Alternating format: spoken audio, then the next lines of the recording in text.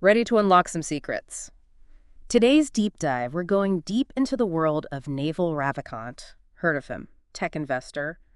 Kind of cracked the code on wealth A&D, meaning being super open about it. Yeah, the Almanack of Naval Ravikant. That's his thing. It's like a collection of his best ideas from building companies, investing early in like Twitter and Uber, just like years of thinking about life. Not your typical self-help stuff, though. More like, imagine having coffee with a mentor, someone who's already climbed the mountain and is giving you the inside scoop. Exactly.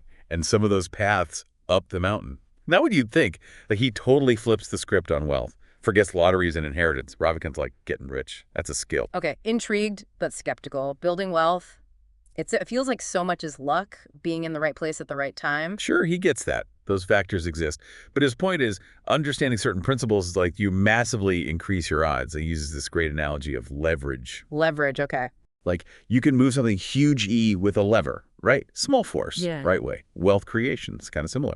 Finding those leverage points, that's key. Okay, seeing where he's going with this. So these leverage points for building wealth, it's all about investing like he did. Investing is one path, but he goes deeper. He's all about specific knowledge as a foundation. Specific knowledge, so not just like being smart, having a degree. Exactly. It's more like what do you uniquely excel at?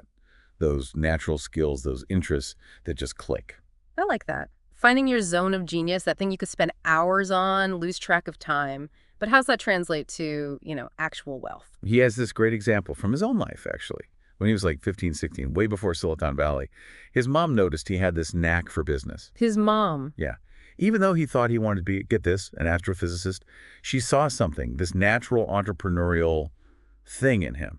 And well, look where he ended up. It's true. Sometimes our passions, our talents are staring us right in the face, but we don't see them as career material. So someone's listening thinking, okay, maybe I have some specific knowledge. What then? How do they leverage that? This is where it gets interesting. Ravikant, huge advocate for accountability. Sounds counterintuitive, right? You'd think it's all about like secret ideas, right? Right. But he flips that. Putting yourself out there, owning your work, publicly even, that's key. He actually says, embrace accountability and take business risks under your own name. Bold. Totally. And he talks about how at first he was nervous to, go public with his interest in philosophy, even crypto. Yeah. Different from his whole tech image. But being vulnerable like that, it paid off. Builds credibility. People see you're not all talk. Exactly. And it plays into this whole long-term thinking thing, which he's big on. Playing the long game, relationships built on integrity, understanding that real wealth, the lasting kind, takes time. No overnight successes. Like that quote, the best time to plant a tree was 20 years ago. The second best time is today. Gotta start somewhere. Be in it for the long haul. And be choosy about where you direct that energy. He talks about your 1%. That thing, that passion you'd case, even if it meant saying no to everything else. Now that's focus. Makes you think, what's my 1%? And once you find it, how do you not get, distracted, Shiny objects everywhere. And that is where his ideas on leverage really kick in. He breaks it down labor, capital, and products with no marginal cost replication. Each with its own, strengths, weaknesses. Okay, those different types of leverage, definitely ready to dive in. But first, taking a step back. We've been, all about wealth, but what about happiness? Does Ravikant even go there, or is it all, business, business, business? Oh, he goes there big time. And it's not separate. He ties it all together. Wealth, happiness, each supporting the other. It's not about choosing one, right? More like finding that sweet spot where both can thrive. I like that. So many people think it's either. Grind now, enjoy later. So, what's Ravikant's take? He basically redefines retirement. Forget 65, waiting around. For him, retirement. When you stop sacrificing today for an imaginary tomorrow, it's about creating a life, you don't need to escape from. Wow, that's a mind shift right there. Not a finish line, but finding fulfillment now W. Yeah. Easier said than done, right? Life's demanding, even if you dig your work. Totally. He lays out 3 paths, though. Passive income, enough to cover everything, drastically reducing your expenses so you need less. Or, and this is where it gets cool, finding work you love so much it doesn't feel like work. Okay, I see how those paths, they get you off the today for tomorrow treadmill. But easy, not so much. He's honest about that. Every path takes effort, dedication, and ditching that, like conventional thinking.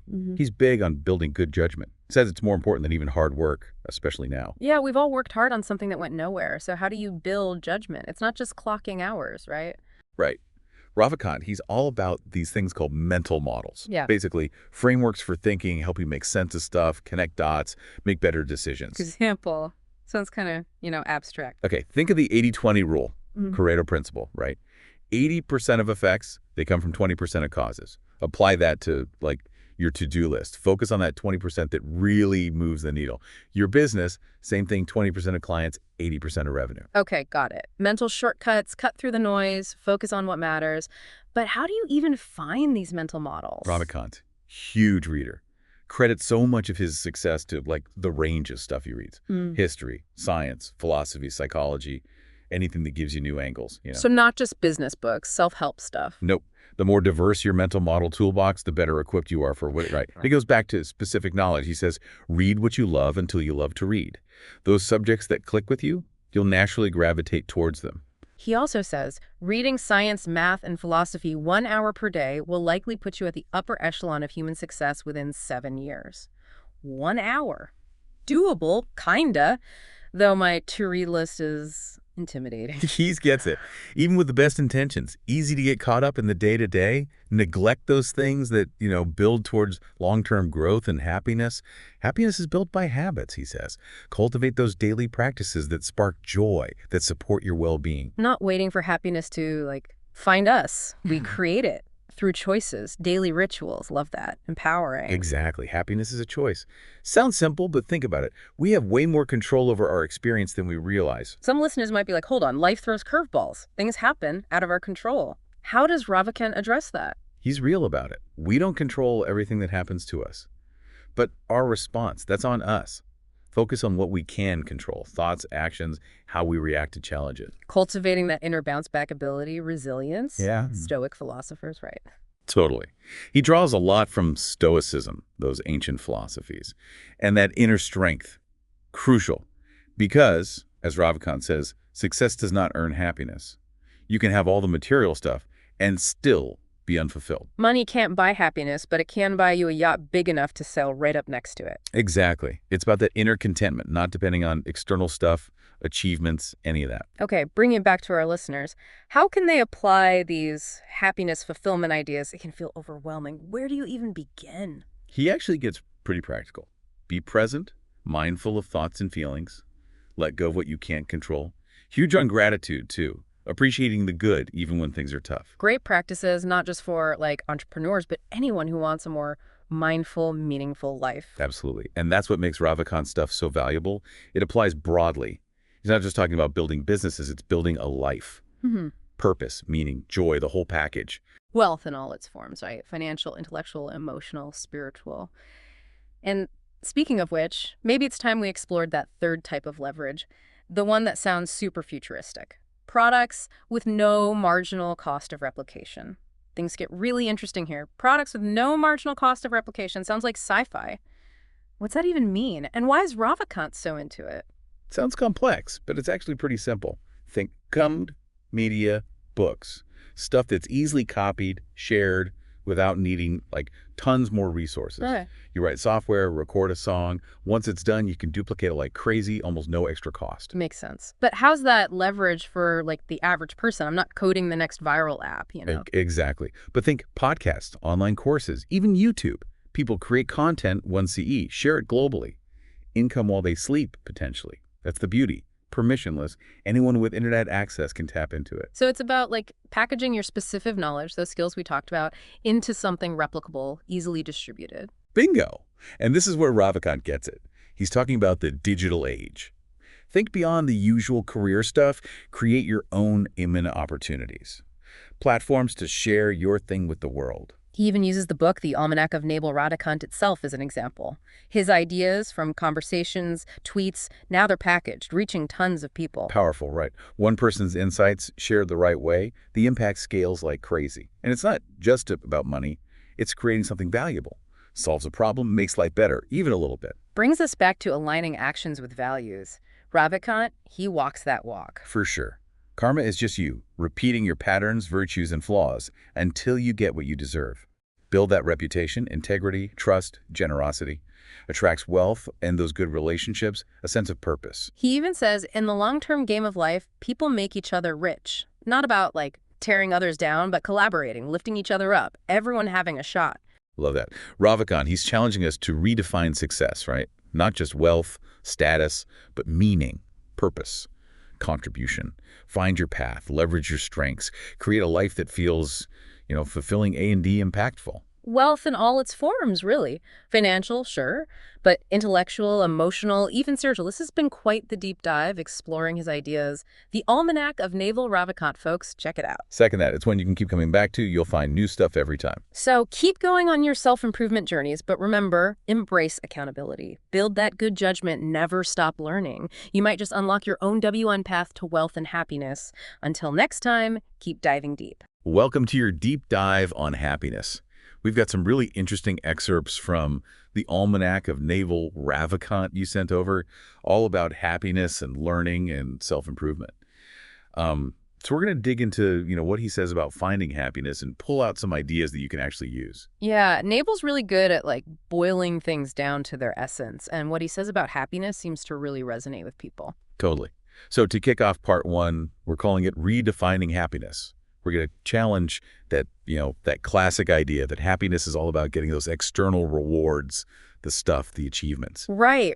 That's a big one. A lot of us get tripped up by that. We think, okay, once I get that promotion or buy that new car or finally get that bigger house, then I'll be happy.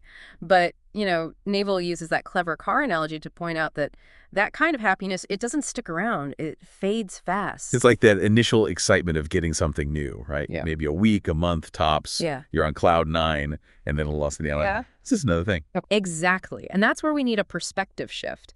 Naval's view, it's more about seeing happiness as a default state, not something you chase after, but something that's already there when you're present, when you're accepting. Think of how effortlessly kids find joy in the simplest things. They're not weighed down by all those desires and expectations. Yeah, it's like they're tapped into this pure, uncomplicated joy. Then we grow up, and somewhere along the way, we lose sight of that. And I love how he uses that example. Reminds us that happiness might not be about adding more to our lives, but stripping away those layers of, desire and complexity. And here's where it gets really interesting. He doesn't just say embrace simplicity. Naval actually frames happiness as a skill, something we can cultivate, something we can actually get better at through practice and intention, just like learning a musical instrument or a new language. So instead of waiting around for happiness to just, happen to us, we can actually work towards it. Exactly. It might sound a little strange at first, but thinking of it as something we can learn, it puts the power in our hands. It helps us take those steps to actually achieve it in our own lives. Yeah. We shift from, a scarcity mindset to one of abundance. Wow, that's a really powerful way to look at it. Makes me think about approaching happiness like a muscle we can strengthen over time. I love that. And I think this idea is a fantastic foundation as we keep going in our deep dive into Naval's wisdom, ready to explore what he calls the path to peace and contentment. Absolutely. Let's jump into part two.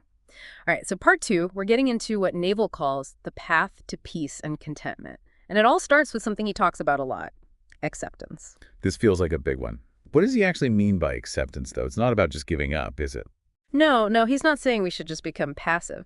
See, Naval talks about how we have three choices, right? In any situation, we can change it, we can accept it, or we can leave it. But, a lot of times we get stuck in between wanting things to be different, but not really doing anything to change them and not walking away either. That's where we get into trouble. Yeah, it's that classic thing. We resist what's actually happening, and it just makes things harder. Exactly. So for Naval, acceptance is about letting go of that resistance. It's not about saying a bad situation is okay, but it is always about choosing to put your energy into what you can actually control, your actions, your thoughts, how you respond to things. Okay, that makes sense. So it's more about picking your battles and finding a kind of peace inside yourself no matter what's going on around you. Yes. And this leads to something Naval talks about that might seem a little, out of left field at first, embracing death. Whoa, okay. Didn't see that coming. Yeah. How does embracing death tie into happiness? It's not about, becoming obsessed with death or anything morbid like that. What Naval's getting at is that thinking about our own mortality can actually be really freeing. Because when we're always caught up in worrying about the future or regretting the past, we miss out on, right now, the present moment. which is really all we ever have. It's true. It's like that saying, worrying is like paying interest on a debt you might not even owe. We waste all this energy on stuff that hasn't even happened. Exactly. And when we can really acknowledge that our time is limited, it helps us figure out what really matters, and find more joy in the everyday stuff, even the small things. So instead of being afraid of death, we can use it to help us actually live more fully. Yes. He has this great way of putting it. He talks about cherishing the firefly blink of life. I love that. And this actually leads us not only into the more practical side of cultivating happiness, building those habits that support peace and contentment. That's something everyone can get behind. What kind of habits does Naval recommend? He's big on meditation, regular exercise, and being really mindful of how we use technology. All those little things that might not seem like a big deal on their own, but over time, they can really add up.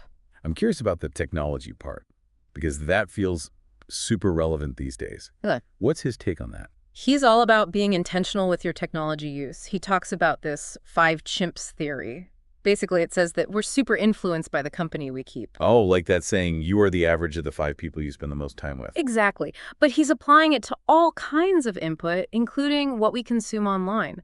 So the idea is our behaviors, even our happiness levels, they tend to mirror the people, the information, the content that we're around the most. So even if it's not actual people, our social media feeds, the stuff we read online that kind of becomes part of our tribe in a way. Yeah, that's a great way to put it. And it's those choices, like choosing to be around positive company, whether it's online or offline, or deciding to meditate for a few minutes every day.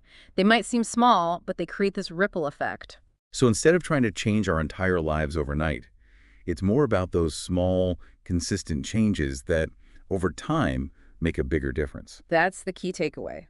And that brings us to the next part of our exploration, mastering our minds and habits, where those small changes can make a huge impact. All right, I'm ready to level up.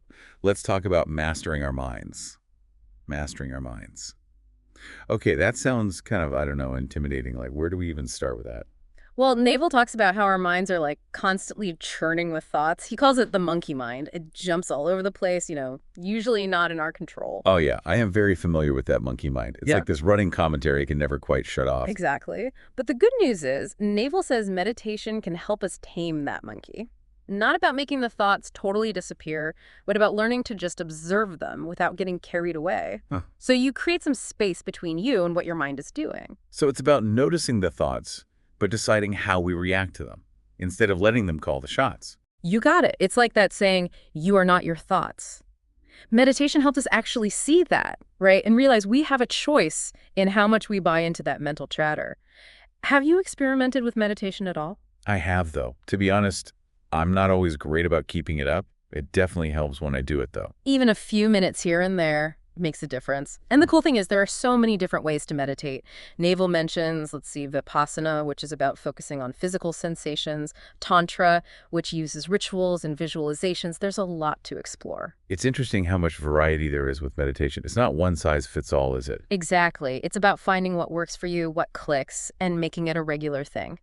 And that kind of leads us to this other big piece of self-mastery that Naval talks about. Building those positive habits. So it's not just about, like, calming the mind, but also kind of rewiring how we act. Exactly. Naval's a big believer in swapping out those negative habits, like endlessly scrolling on your phone or reaching for the junk food with things that actually make you feel good. Things like reading, exercise, actually connecting with people you care about, maybe a creative hobby, that kind of thing. It's about being intentional, making choices that line up with the person we want to be, instead of just defaulting to old patterns that maybe aren't serving us anymore. Perfectly put. And here's where he makes this cool link to compound interest. How in finance, those small investments can grow like crazy over time. Same with building good habits. They build on each other, they accumulate, and that's how you get big changes in the long run. So it's like every time we make a choice that supports our well-being, we're investing in our future selves, little by little. Exactly. And that long-term thinking, it connects directly to how Naval's definition of freedom evolved.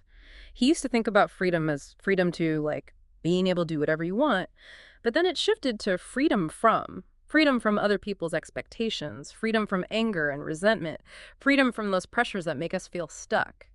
So it's less about external freedom and more about finding that freedom inside yourself, the kind that comes from living by your own values and passions, even if it means doing things differently than everyone else.